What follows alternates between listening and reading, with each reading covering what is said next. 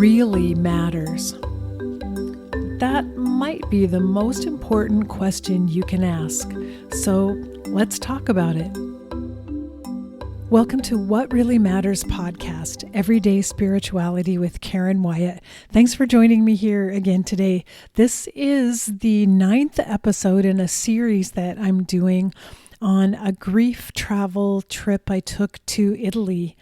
And I highly recommend that you go back to the beginning and listen to the very beginning of this trip. It will help you understand why I was grieving and what was happening. And I don't want to review that every time.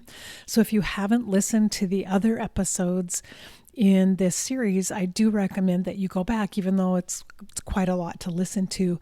But this episode will make more sense if you've heard the previous ones. So as I said, this is episode number 9. And at this phase of the trip, we traveled to the city of Assisi in Italy, which is a very famous city for the life of St. Francis of Assisi. He was born and died there and spent most of his life there. And for me, St. Francis had always been a favorite person, I would say, even though I'm not Catholic at all. And by that time, not Christian at all, in name, at least.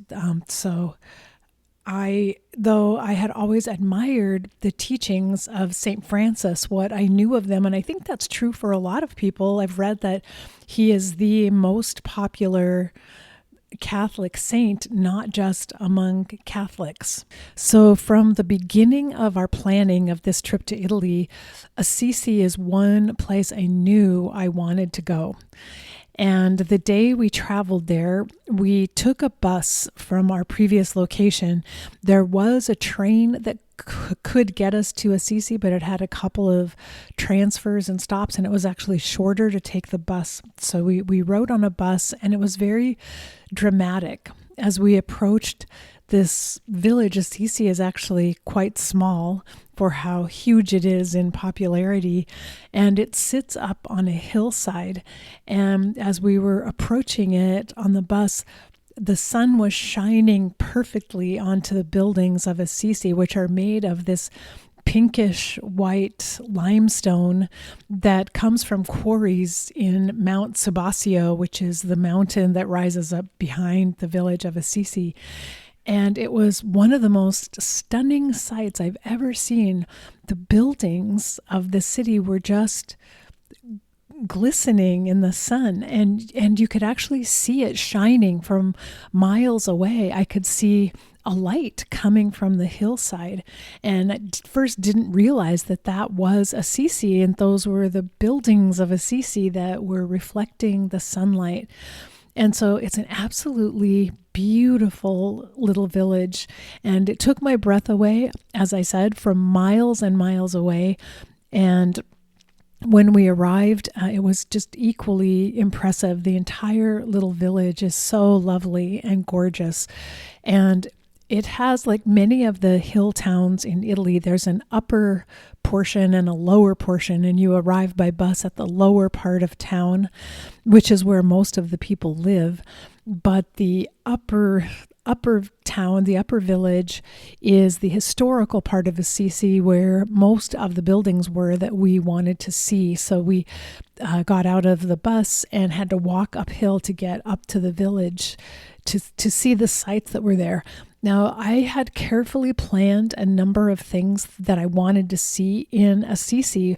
I did my homework to a certain extent, but what I did not realize is that the exact date that we were in Assisi were the time of a huge festival for St. Francis that takes place in the autumn every year, at the time, the last week of St. Francis's life.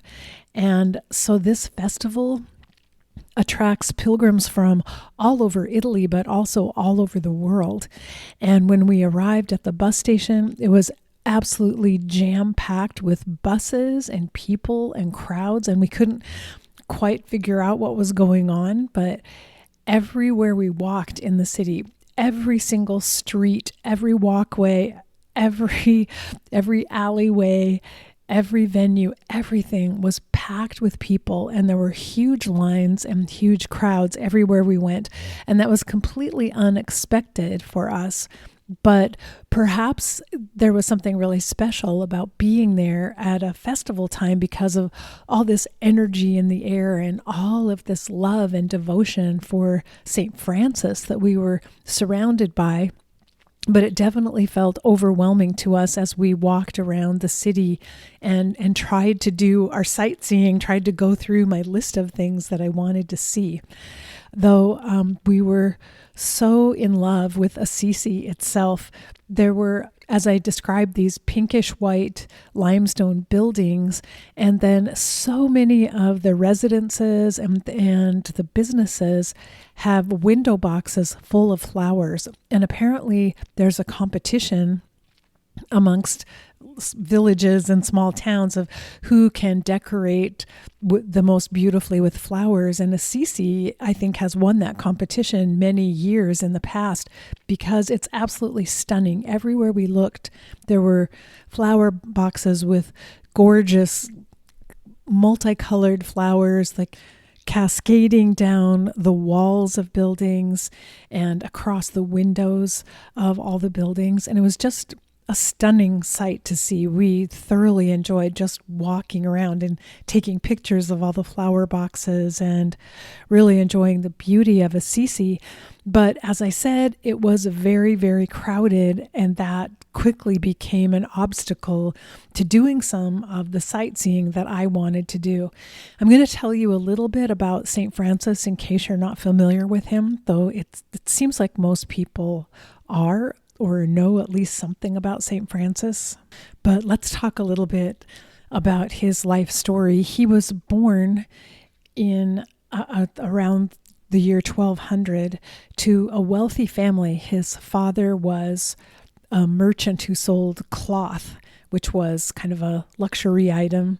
So his family was very wealthy, and he grew up in this wealthy family. He joined the military in Assisi in his late teens, from what I understand, and was fought in a battle against one of the rival nation states, Perugia, and was captured, and he was held as a prisoner of war for 1 year in Perugia.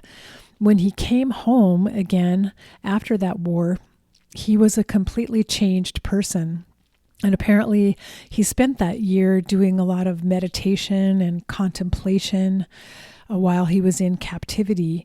And he came home feeling deeply dissatisfied with the life that he had grown up in, and really renounced his family and friends and spent a lot of time on his own outside the city walls, fasting and praying and really searching for something in his life. And then in the year 12,006, he had a vision in which he was told to rebuild the church. And this made such an impression on him that he converted to the church, but he decided he could no longer accept the opulence and the wealth that his family lived in.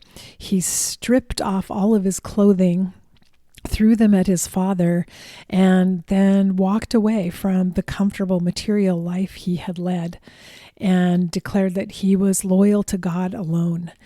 And so he put on apparently just a brown coarse robe and tied it with a rope, and that became the attire that all Franciscans wore, everyone who followed him. And apparently a lot of young men flocked to Francis and began to follow him because he espoused the virtues of poverty. And he became somewhat of a cult figure, attracting huge crowds. And he would preach to others about the value of living a simple and unmaterialistic life. And as I said, he had heard a calling to rebuild the church, which initially he took literally, and he tried rebuilding some of the crumbling walls of the church San Damiano in Assisi, but eventually realized that that wasn't a literal call to actually physically rebuild the church, but a symbolic call to change the values and rebuild the church and rededicate the church to the values of Christ. So that is what his preaching became about. And as I said, it's the popularity spread really rapidly. A lot of people started following his teachings, though he had never been ordained as a priest and initially was not accepted by the church as having valid teachings. But eventually, he was accepted by the church.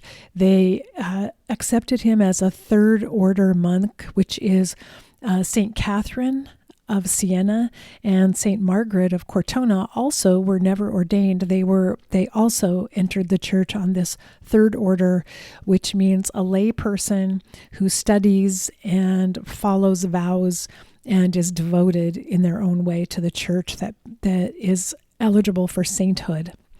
So Francis at some point was given a piece of land and an old little chapel where he could preach, but also house some of the monks that had followed him there. And so that became the place where he lived on that land in simplicity and poverty in this little chapel. And during his lifetime, he inspired Clare, who also was from a more wealthy family, and she renounced her family and their wealth, followed in the footsteps of St. Francis, and formed a religious order for nuns called the Poor Clares. And so she has a church of her own in Assisi as well, and her order is under the Franciscan order, but it's for women who desire to be nuns. There are many legends about St. Francis. Apparently he had many visions. He is attributed with many miracles during his lifetime, and those are depicted in the frescoes on the walls of the Basilica of St. Francis in Assisi. And again, no one knows how much is myth and how much is reality, but these are the beliefs about who St. Francis actually was. Ultimately, he died at the little chapel on the land where he housed the monks who followed him, the Porziuncola, and his body now is interred underneath the Basilica of St. Francis. His tomb is located there. So we know that Francis wandered along the hillsides of Umbria. He had traveled to Cortona, which is how St. Margaret was influenced by Francis and a follower. And there were many, many sites along in that area that were dedicated to St. Francis. So some of the things that I wanted to see in Assisi was the original chapel, the Porziuncola Chapel, where Francis lived and eventually died. And that an entire big, huge church has been built around it, and that was in the lower part of the city where we first arrived. I also wanted to see the Basilica of St. Francis, which is the main church up on the hillside dedicated to St. Francis. That didn't exist when he was there. But San Damiano was the church that Francis was initially inspired to rebuild. That church is still there. And then there's the Church of St. Clare in Assisi, and I was curious to see that as well. And in addition to that, there is a hermitage up on the mountainside outside of Assisi where Francis often walked there to pray with some of his brothers in a cave. And there's a hermitage that still houses Franciscan order monks today, but you can visit there and you can see the actual cave where Francis used to go to pray. So I was very interested in that as well. I had heard a story once of a little pilgrimage by candlelight that took place from Assisi up to the Hermitage, and it intrigued me, and I always wanted to see that place. I wanted to actually view the cave with my own eyes. So these were all on my list of things that I wanted to see while we were in Assisi. So again, because we arrived on the lower level of town, we got to view the Porziuncola Chapel, which is, again, this Church St. Mary of the Angels Basilica. A huge basilica has been built around this original chapel where St. Francis lived and preached simplicity and poverty. And so it's a little shocking when you see the little chapel that was all St. Francis needed, that has been completely swallowed up by a massive basilica. And for me, it was very symbolic of even the idea that St. Francis and his very simple teachings of, we're all one, we're all connected to everything in nature, and just love everything, be simple, don't take more than you need, live an unmaterialistic life.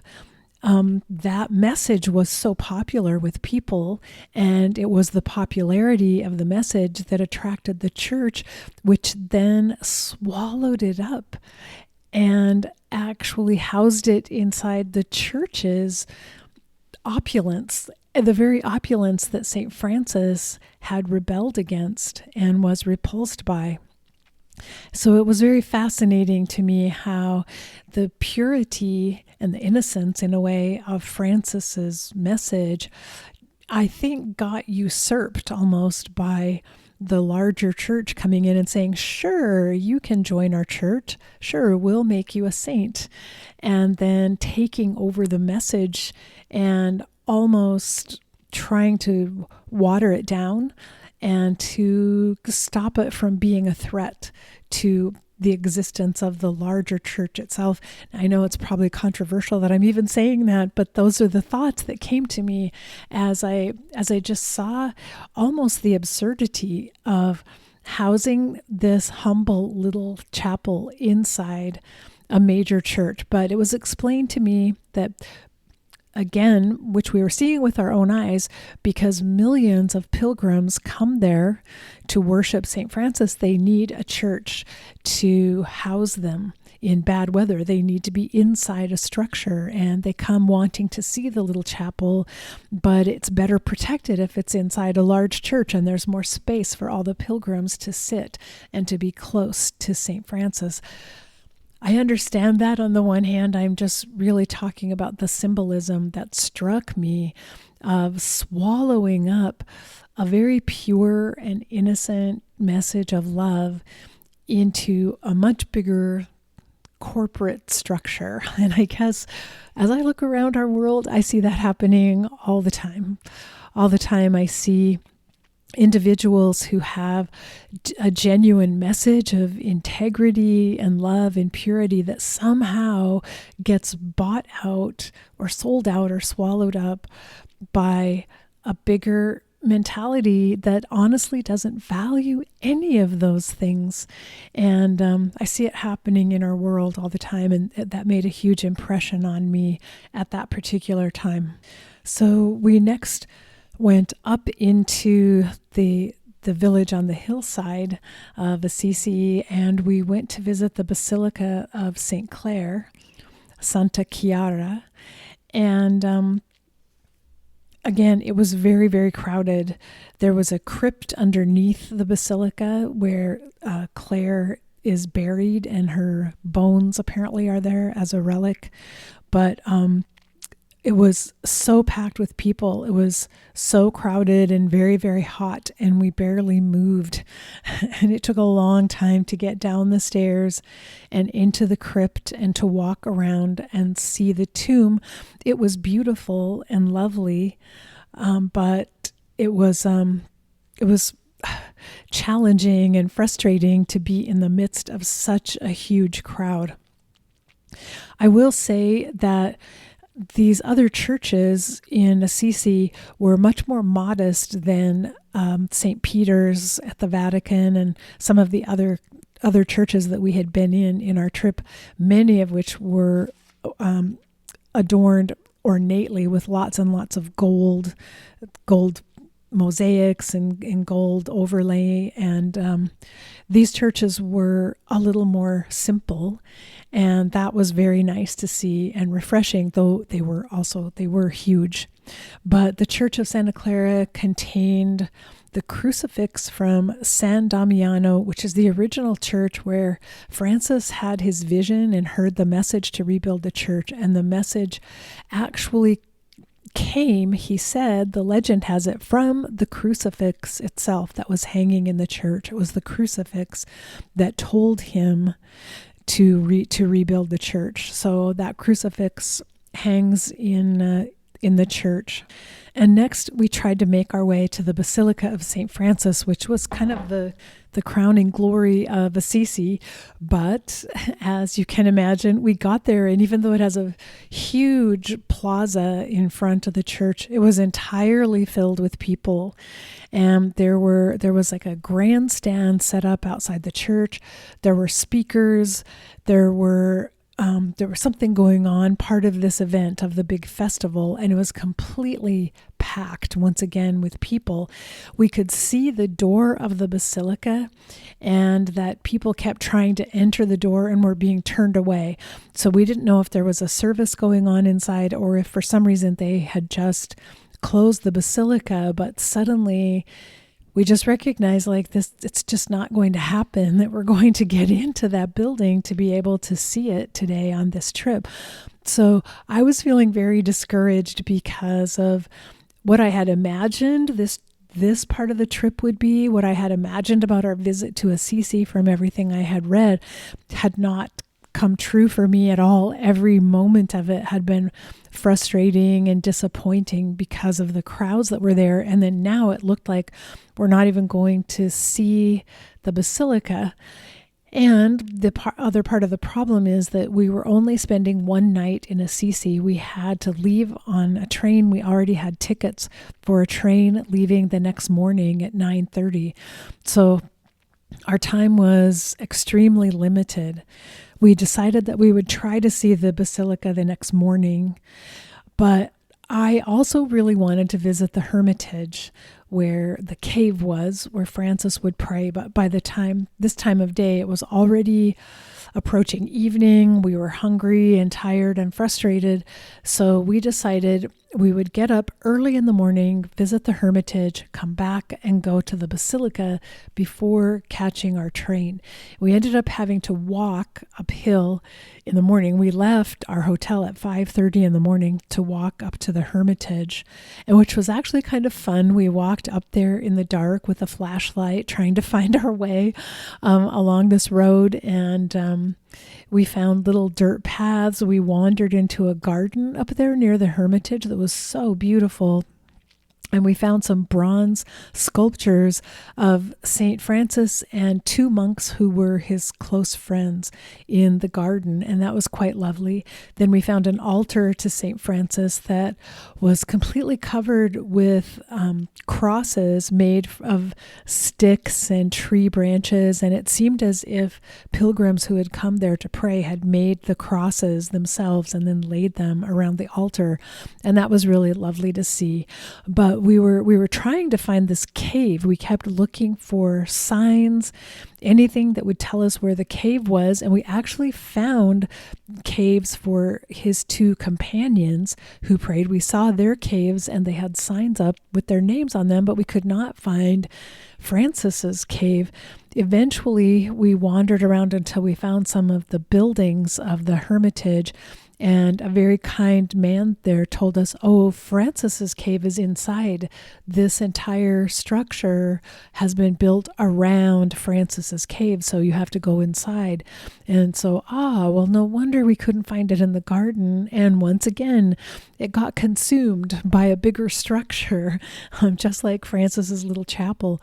So we said, all right, well, good, we'll go inside then. And he said, oh, no, it doesn't open until 8:30.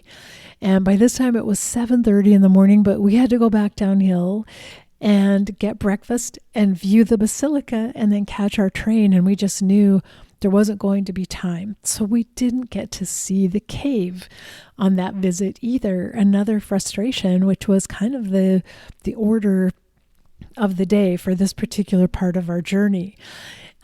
We did get back in time to do a really quick run through of the basilica. And the thing that stuck out to me in my mind, there's a lower basilica and an upper basilica.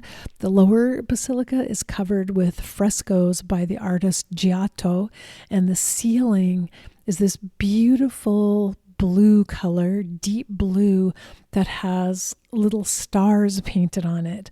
And I was completely enchanted by the ceiling full of stars. That just made my whole visit getting to see that ceiling and these beautiful frescoes all along the wall of that basilica. And also while we were there, we read Francis of Assisi's Canticle of the Sun, which was one of the things that made me want to go to Assisi in the first place. I had always been charmed by his message, and so I wanted to read that to you right now, again, because that's one of the things that drew me there, and we were able to read it and be reminded of it while we were in the basilica. So in spite of all my frustration and annoyance about this part of the trip not going as well as I had hoped, for a moments here and there, I saw things of beauty. I was amazed and touched by what I saw. And then reading the Canticle of the Sun in the Basilica, which says, "Good Lord, all your creations bring praise to you. Praise for brother sun who brings the day. His radiance reminds us of you. Praise for sister moon and the stars, precious and beautiful. Praise for brother wind and for clouds and storms and rain that sustain us. Praise for sister water. She is useful and humble, precious and pure. Praise for brother fire who cheers us at night. Praise for our sister Mother Earth who feeds us and rules us. Praise for all those who forgive because you have forgiven them. Praise for our sister bodily death, from whose embrace none can escape. Praise and bless the Lord and give thanks, and with humility serve him." Now, that second to the last line, praise for our sister bodily death, Francis added that line shortly before he himself died. And that was very telling to me that he came to an understanding that he would die soon, and added that line because he began to recognize that we have to appreciate death as much as we appreciate all of these other aspects of life, all these other beautiful aspects of life, that death is our sister, and we have to appreciate and embrace death as part of this beautiful, amazing world that we get to live in. And so Francis died at the age of 45, and he died in the chapel, again, Porziuncolo, that small little chapel where he had devoted himself. And it was truly a beautiful story. Another story that enchanted me was the story of St. Francis preaching to the birds, that one day he was speaking and preaching in a field, and that birds were lighting on him and animals were listening to him talk. And so he truly had this energy of connection for all of creation. And I believe that from the stories that I've heard, that animals were attracted to him, to this, the purity, the clarity and purity of his soul, really, and who he was.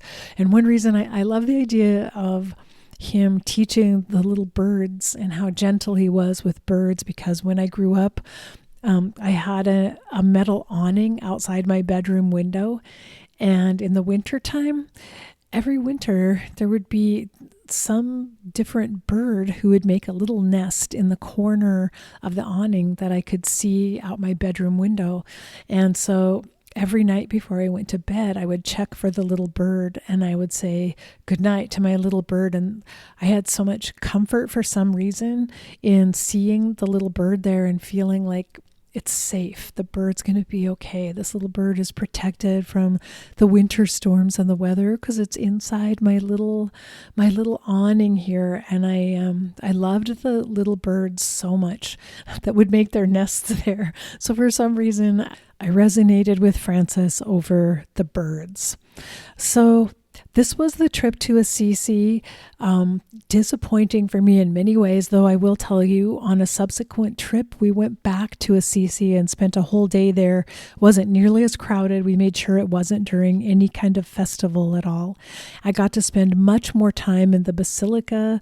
I got to go to the upper basilica where I saw some of the walls that had been damaged during an earthquake and this beautiful rose window, a gorgeous rose stained glass window that had survived the earthquake, even though a lot of the plaster from the frescoes had fallen off the walls and then later been repaired. That was really amazing to see. And I got to spend a lot more time at all of the sites and be more contemplative and to go to the Hermitage. And we got to see the cave where Frances prayed. We also got to walk along some of the paths that Frances took as he kind of did a walking meditation around in the mountain, in the gardens. And it was amazing. So several years later, I got to make up for all the things I missed on that particular trip. But I learned a lot about surrendering and just accepting things as they are, that sometimes it's not perfect, and that's how life is.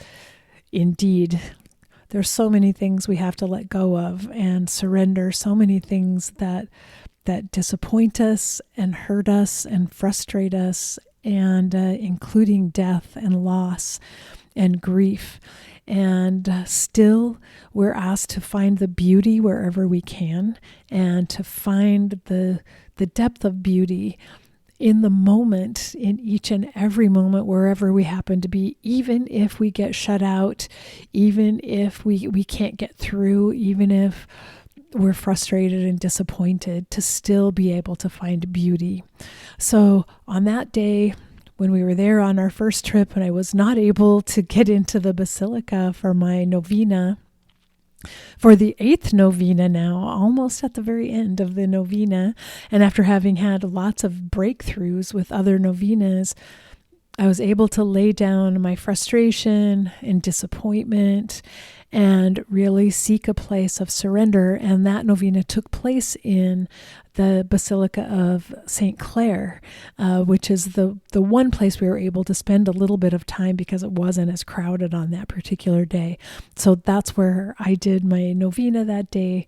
And it was an act of surrender and just letting go of all the plans I had made, all the expectations I had, and accepting this is how life is. And I realized that was a really important step in my grief as well, to be able to accept what life brings instead of being so disappointed and crushed and frustrated that life doesn't bring what I had hoped for. So that was the lesson from Assisi, novena number 8. So there's just one novena left, and I'll tell you about that one next week. I hope you'll join me then.